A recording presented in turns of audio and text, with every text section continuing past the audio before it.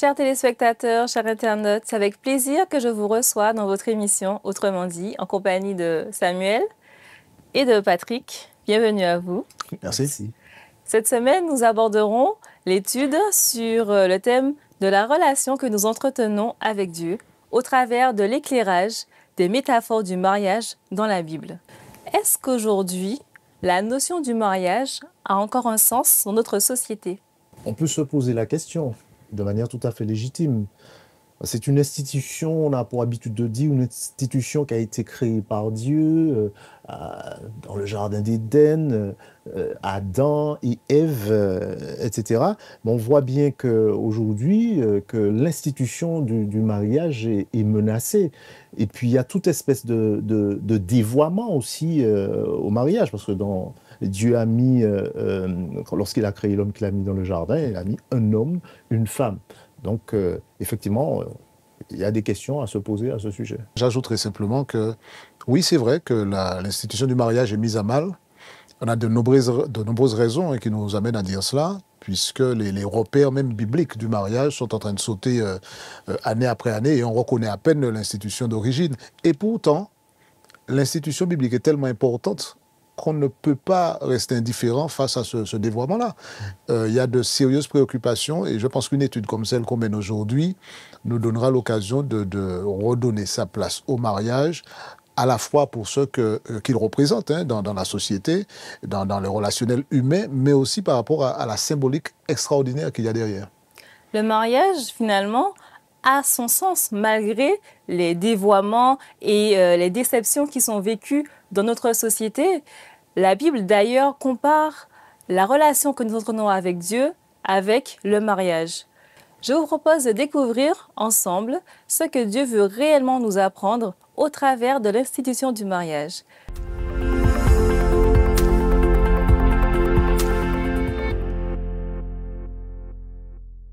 Alors, j'ai cherché des chiffres sur le mariage et le divorce et c'était très édifiant. J'ai trouvé que plus de 45% des mariages finissent en divorce. Alors, on pourrait se demander pourquoi la Bible utilise-t-elle le mariage pour parler de la relation que l'on entretient avec Dieu? Il y a plusieurs manières d'approcher cette question-là qui est extrêmement importante. Moi, j'aime bien voir la chose sous l'angle plus global. C'est tellement important pour Dieu, la relation qu'on nourrit avec lui, et l'extraordinaire métaphore du mariage qui illustre cela, que le diable s'évertue justement à détruire une institution aussi importante pour ce qu'elle est dans les relations entre hommes et femmes, dans cette alliance-là, et puis par rapport à ce que ça représente. Donc quand on est en train de mettre à mal, de détruire, de découper, de détricoter cette institution-là, c'est quelque part une manière pour le diable de détruire la société humaine, puisque des familles souffrent lorsqu'on arrive dans des divorces, des séparations, mais aussi une manière d'éloigner les gens de cet extraordinaire lien qu'il y a entre la relation que Dieu veut avoir avec son peuple et puis l'image du mariage. Donc les chiffres sont là. Tu as donné quelques statistiques, c'est une réalité. On doit s'en émouvoir parce que, comme je disais tout à l'heure, il y a des gens qui souffrent, mais à aucun moment ces statistiques-là ne devraient nous éloigner de ce que Dieu veut nous dire. À travers l'institution du mariage, il y a plus que des relations entre hommes et femmes. Il y a quelque chose que Dieu veut nous enseigner sur le rapport qu'il... Mais justement, qu'est-ce qu'il veut nous enseigner? Parce que nous, on ne connaît pas du coup cette beauté du mariage, parce qu'on a beaucoup de contre-exemples. Donc, qu'est-ce qu'on peut apprendre du mariage en sachant qu'on vit au XXIe siècle? Je ne suis pas tout à fait d'accord avec toi quand tu dis qu'on ne connaît pas la beauté du mariage. Quand on vit le mariage, il y a beaucoup de couples qui vivent pleinement justement cette institution-là que Dieu a créée et qui peuvent témoigner du fait que c'est quelque chose d'extraordinaire, d'épanouissant, etc. C'est justement cet aspect-là d'épanouissement personnel, d'épanouissement du couple, que Dieu veut nous inculquer. Et puisqu'on parle de métaphore, c'est l'étude de cette semaine, de se dire que, en fait, lorsque la relation est optimale entre un homme et une femme dans ce cadre-là, eh bien, on est dans quelque chose qui ressemble, pas dire une pâle copie, mais quelque chose qui va ressembler à la relation que Dieu veut avoir avec son Église, avec son peuple, mais à bien des égards. Lorsque cette relation-là est optimale, eh bien c'est formidable, mais il y a aussi des moments où il peut y avoir des tensions, puis y avoir des problèmes. Dans la relation avec, entre l'Église, donc la femme, comme on le retrouve dans le Nouveau Testament surtout, eh bien, on voit que Jésus, dans la relation qu'il a avec l'Église, il est toujours fidèle. Mais que c'est la femme, donc l'Église, eh bien, qui est infidèle. Il faut voir la chose sous l'angle de la métaphore, parce que c'est ce que nous étudions cette semaine, pour montrer que Dieu, il est toujours fidèle face à sa femme. Et puis, d'une part, et puis d'autre part, ce que j'ai dit initialement, c'est que Dieu veut que dans cette relation-là, ce que j'aurais dû dire en premier d'ailleurs, que l'Église, son peuple, et lui, eh bien, ait une relation dans laquelle les deux puissent avoir du contentement. Mais cette métaphore-là, ça aide à quoi justement? À comprendre la relation que Dieu veut instaurer avec son peuple. Oui, Donc tout tu à as fait. parlé des personnes qui vivent cette réalité où ils apprennent à comprendre Dieu à travers leur couple, mais pour ceux qui n'ont pas cette opportunité, à quoi ils peuvent se raccrocher? Alors, on n'est pas obligé forcément de faire l'expérience du mariage pour, en étudiant la chose, réaliser qu'elle est une belle illustration de l'amour que Dieu a envers nous et de ce qu'il attend de nous. Heureusement d'ailleurs, puisque ça exclurait certaines personnes ipso facto, et ce n'est pas l'objectif du Seigneur. Mais quand on étudie l'institution du mariage, quels sont les éléments clés qu'il y a dedans? C'est la fidélité, l'amour, l'exclusivité, le pardon, autant d'éléments qui sont essentiels à la bonne tenue du mariage. Et quand moi, je considère ma relation avec Dieu, je ne peux pas m'empêcher de dire, mais à travers mon mariage, je souhaite que mon conjoint me demeure fidèle. Je souhaite qu'on puisse se pardonner lorsqu'il y a ces moments de tension, d'incompréhension. Je dois me rappeler que c'est elle ou lui, selon qu'on soit un homme ou une femme, qui est l'objet exclusif de mon amour conjugal. Et ça, c'est extrêmement important quand je fais le parallèle avec la relation avec Dieu. Donc, j'apprends à travers une expérience humaine à voir la relation avec Dieu sous un angle extrêmement fort, à travers les éléments que j'ai cités. Mais ceux qui ne sont pas, juste pour terminer sur le point que tu as cité, ceux qui ne sont pas mariés, ne sont pas en reste, puisque, comme je dis, on connaît le mariage, même sans en faire l'expérience, on sait, ne serait-ce que pour avoir assisté à un mariage, et lorsqu'on entend le pasteur ou l'officier religieux qui dit est-ce que vous vous engagez à rester fidèle, etc., on sait les tenants principaux du mariage, et c'est une illustration extraordinaire de la relation que Dieu souhaite avoir avec son peuple.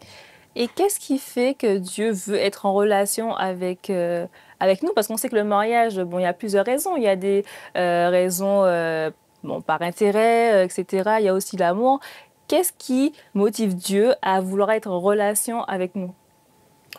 Je pense que tu as posé la question, mais en fait, je pense que tu as la réponse. Tu as dit mariage par intérêt, tu as caché cela en donnant cette mauvaise réponse, mais tu as donné la deuxième après. C'est l'amour.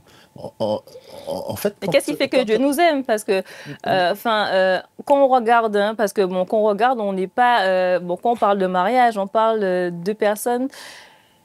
Il y a une attirance, il y a quelque chose qui fait qu'on va vers l'autre. Qu'est-ce qui fait que Dieu vient vers nous réellement? D'où vient cet amour? Enfin, c'est ça la question au fond. Oui. Alors, Dieu nous aime parce que il nous a créés. Alors Dieu nous aime parce que il est par définition amour. Et il nous a créés. Nous sommes ses enfants.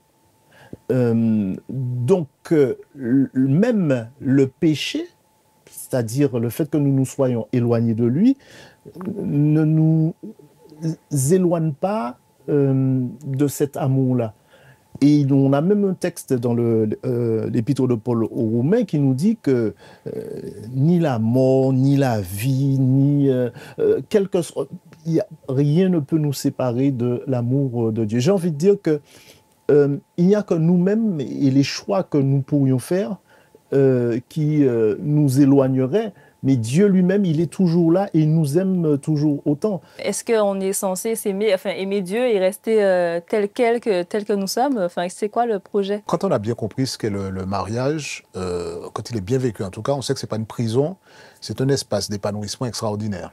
Quand Dieu nous invite à entrer dans cette relation avec lui, alors à la fois en tant qu'individu et puis en tant que peuple, c'est quelque chose de très fort. Il ne faut pas oublier que dans le texte biblique, par exemple, dans Genèse 2, quand Adam dit voici maintenant celle qui est os de mes os, on est dans quelque chose de... C'est existentiel, c'est très fondamental. Par rapport à ce verset dont tu parles, comment établir une relation aussi fusionnelle avec un Dieu qu'on ne peut même pas, qui n'est pas tangible pour nous, comme quelqu'un qui serait à côté de nous? Ben justement, c'est ça la beauté de la relation avec Dieu, c'est que il se fait voir, pas forcément par nos yeux physiques.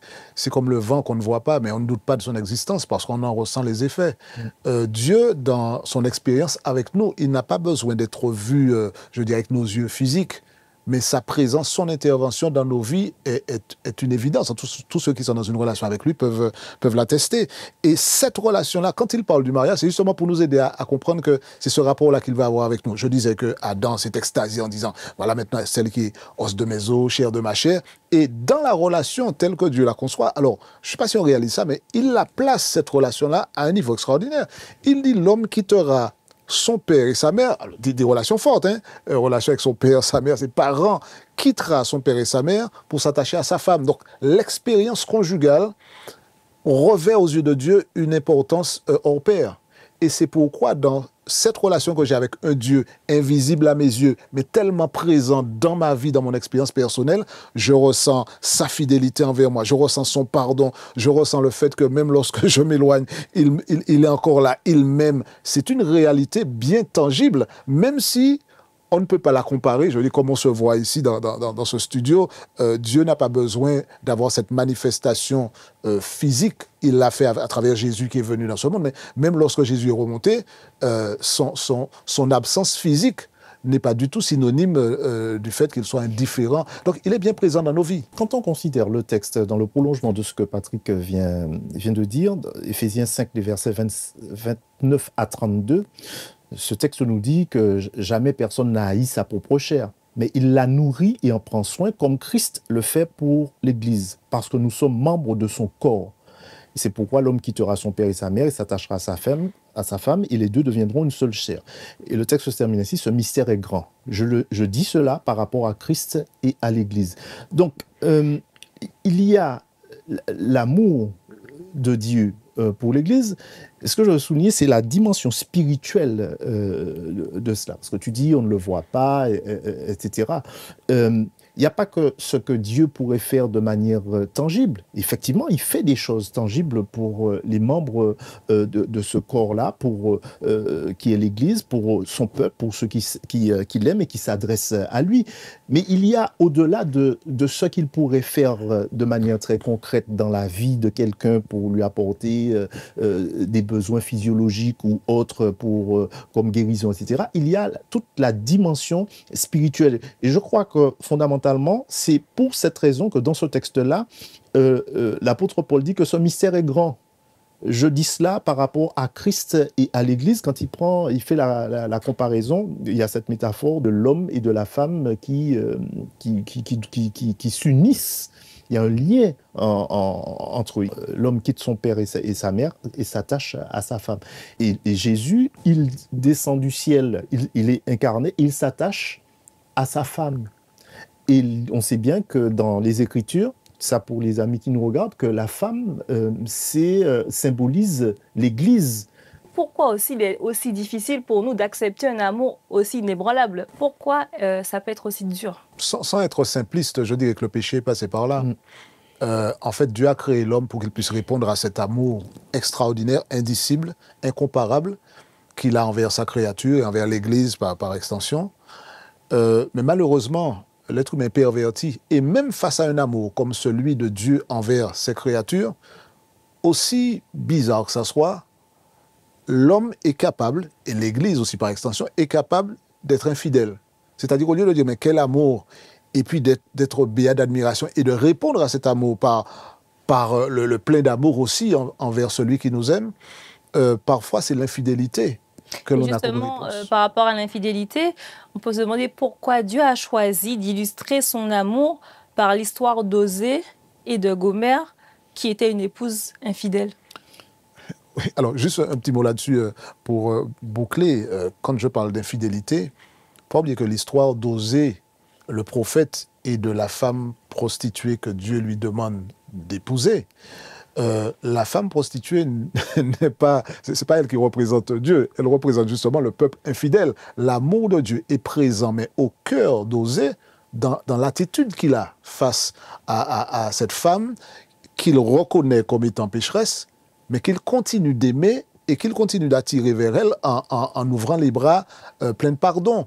Donc c'est vrai que c'est étonnant, et ça, c'est une leçon de choses extraordinaires de voir qu'il prend cette image-là d'un prophète et d'une femme prostituée pour montrer à quel point la relation que nous entretenons avec lui peut être entachée par notre infidélité. C'est comparable à cela, à de la prostitution. C'est une image forte, c'est un exemple vraiment parlant, mais je crois que ça révèle beaucoup la profondeur de l'amour de Dieu, sa capacité de pardonner, même si effectivement on se dit, mais il exagère un peu Dieu en prenant cette Donc, illustration. dans cette alliance, il y a de la place pour tomber aussi, se relever finalement. Comment cela se traduit-il dans notre relation avec Dieu? Bien entendu, quand on a parlé du mariage, fidélité, etc., effectivement, avec Dieu, c'est exactement la même chose. Si on aime Dieu, eh bien, il y a des choses qu'on ne fera pas.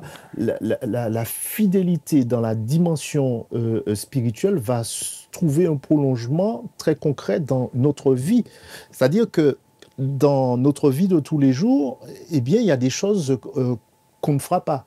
Il y a des choses qu'on va faire, des choses qui sont positives, que Dieu va agréer, mais des choses qu'on ne fera pas. Si j'aime Dieu, je vais prendre soin de mon corps. Si j'aime Dieu, je vais respecter mon conjoint ou ma conjointe. Je ne vais pas frapper ma femme, je ne vais pas crier après elle. Bien au contraire, je vais lui en prendre soin comme Dieu prend soin, comme Christ prend soin de l'Église. Voilà des aspects, je pense, qui rentrent dans le cadre du mariage et qui montrent que, en fait, il y a une réciprocité. Donc, il y a ce que Dieu fait pour nous, et puis il y a l'attitude que nous devons avoir par rapport à lui dans le cadre de cette alliance-là. Dans le cadre de cette alliance, de cette relation, il y a aussi une rencontre qui est prévue, les noces de l'agneau. Comment se préparer à ces noces? Alors, c'est là où je pense que si on veut faire la liaison avec tous les éléments qu'on a dit précédemment, pour certaines personnes, la relation avec Dieu est purement anecdotique, c'est culturel, c'est social, on sait que Dieu est là, et puis on l'inclut dans certaines de nos expressions.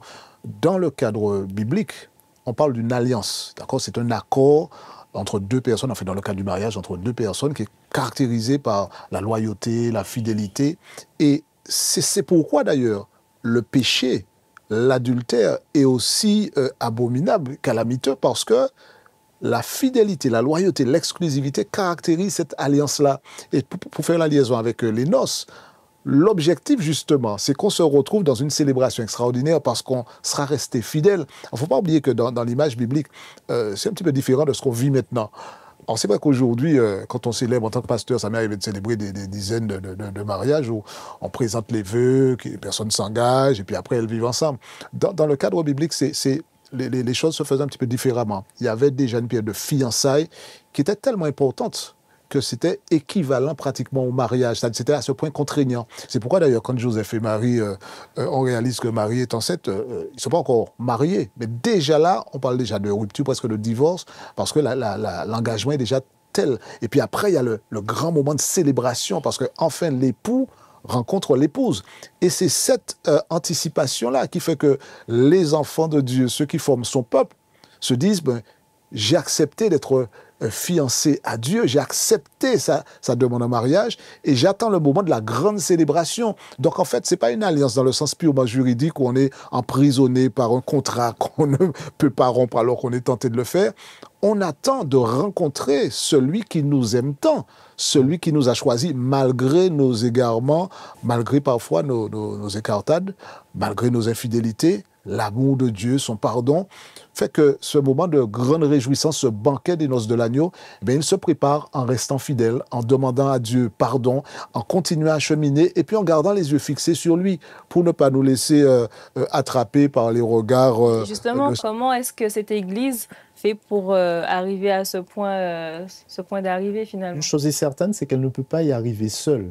Il faut qu'il y ait cette acceptation-là, il faut qu'il y ait cette reconnaissance de sa situation pour pouvoir être transformé. Et face à cela, il y a, dans ce que nous avons étudié, tu as la femme qui peut être infidèle à un moment donné, qui revient, mais tu as aussi celle qui sera carrément qualifiée de prostituée. Et on n'aura peut-être pas le temps de considérer tout cela, mais celle-là, elle aura un sort particulier.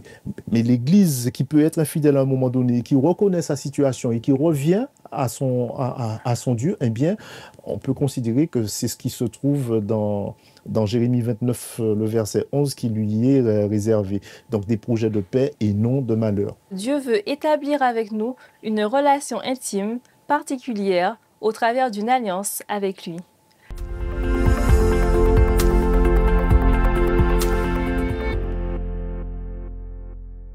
Beaucoup de personnes ont vécu des relations humaines brisées et ont du mal à faire confiance. Qu'auriez-vous proposé et qu'auriez-vous conseillé à quelqu'un qui a du mal à faire confiance à cet amour de Dieu qui est offert gratuitement?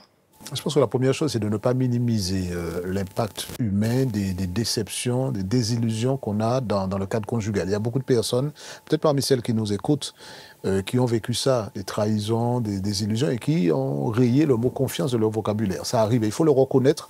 Nous sommes dans un monde imparfait, ça existe, et il faut accompagner les personnes qui sont dans cette souffrance. Après, nous ne sommes pas défaitistes. Même lorsqu'il y a eu rupture de la confiance, la formidable vérité biblique de la restauration, de la rédemption, elle est là, elle est d'actualité. Ça veut dire qu'un couple qui a été déstabilisé par une infidélité, par une rupture de la confiance, peut repartir par la grâce de Dieu. Alors ce n'est pas simple, ça demande un accompagnement. Il y a des personnes qui sont formées pour aider les personnes qui vivent cela. Il ne faut pas négliger cet aspect-là. Et dans une dimension plus spirituelle, je crois que Dieu qui a institué le mariage, et celui qui connaît le mode d'emploi et qui peut justement ressusciter une relation qui est brisée, où la confiance a pratiquement disparu. Et pour nous, peuple de Dieu, il nous faut apprendre les leçons justement de cette relation-là. Dieu nous aime. À aucun moment il n'a tourné le dos ni à Gomère, la femme d'Osée, ni à nous aujourd'hui qui avons parfois piétiné, qui avons trahi, qui avons menti, qui avons fait le contraire de ce que nous nous sommes engagés à faire. Je crois que cet amour de Dieu-là, c'est une expérience qu'il faut faire. Il n'y a pas de recette magique. Je crois que quand on accepte le Christ dans sa vie et qu'on le laisse agir, on voit des miracles se produire, tant au niveau conjugal, dans le sens littéral du terme, qu'au niveau de notre relation avec Dieu. Je crois qu'on peut renaître de ses cendres. C'est un miracle et c'est pourquoi quand l'époux est parti en disant « Eh bien, je reviendrai vous chercher », il a laissé le Saint-Esprit qui est capable d'accomplir ce travail-là de restauration et de nous ramener dans toute la vérité, qui est Jésus lui-même. Il est donc possible de renaître de ses cendres et de faire confiance à Dieu, à son amour.